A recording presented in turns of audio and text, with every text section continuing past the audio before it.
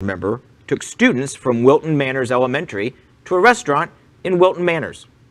How is this a story, much less the story of the week, capturing international attention and sending Tucker Carlson's blood pressure through the roof?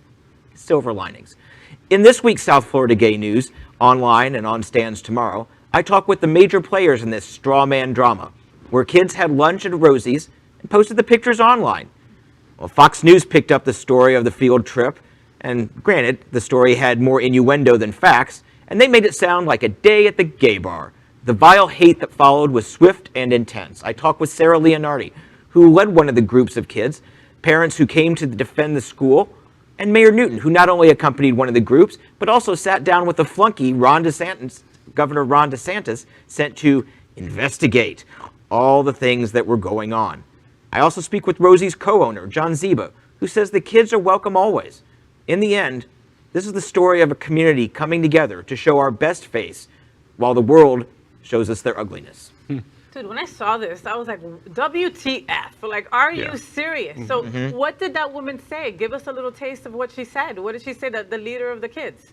Sarah? Yes, Sarah. She is the school board member, and she says that her only regret is that she posted the pictures, because that's really what fueled it. This is a field trip that has happened for 10 years straight, minus last year. Kids are at Rosie's. And it's not the first time kids. And it's not the last time. You know, I see them at brunch. We all have seen them at brunch on Sundays with, you know, a family Sunday fun day. This is basically just the right wing finding something, anything to get upset about. But I loved that the parents who came to the school, none of them were against this. They all know what they're getting. And I was speaking with some other reporters who were covering it, and they were like, the hardest part is to do this balance because we can't find anybody from around here that's against it. All the comments were vile from other parts of the world. Because Rosie was getting phone calls all day long, people talking crap, calling them and crank calling them and everything, and none of those calls seemed to be locally. Right, yeah, they were all out. Granted, zip codes, area codes, you know, can be still from here,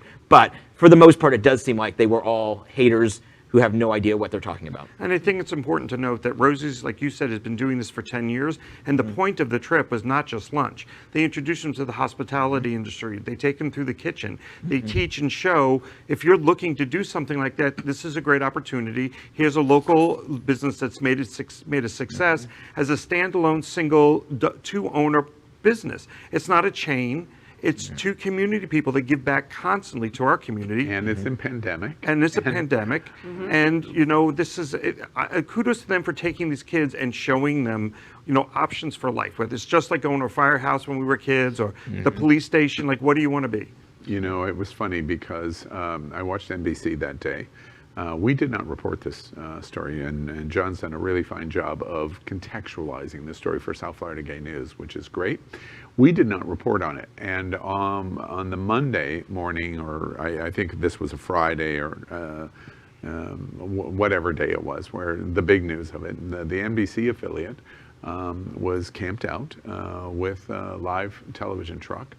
They went live at 4, at 5, at 6, at 7, and 11 o'clock. And the reporter was standing in front of Rosie's doing all she could do to go, well, this is a big story, and it's a big story, and it's a big story. There's actually no story here, but it's a big story. It's a big story, but there's no story here because I can't find anybody that says this is a big story. So why am I here? Over, and it led every single block of NBC. The second thing that I think is really cool about this story is it gives us very close proximity. I mean, it's in the heart of, for those of you that are watching us around the country or out of the country, this is in the heart of our Main Street, our gay Main Street here in South Florida. We got to watch firsthand the ridiculousness of lying in the news. There was no story. These kids, for all intents and purposes, went to an empty building because there were no guests in. The restaurant was not open. They did this as a private event only for the students. They never saw the menus of the restaurant. They had a special menu that was printed with chicken nuggets and cheeseburgers on it. And it was designed to show them how a business worked. There were no gay people except for down the Wilton Drive, which you're in the heart of the gay district. All of the parents signed permission slips. The teachers went. The mayor went. The school board commissioner went. And they live in Wilton Manors. And they live in Wilton Manors Elementary, that is just a few blocks from the restaurant. There was no story. There never was. But I got to learn at Tucker Carlson and Sean Hannity and Laura Ingraham, news doesn't have to be real. You're just learning that now? I learned it on the Wilton Manors Elementary story. I just think it's wild because Rosie's is just a restaurant.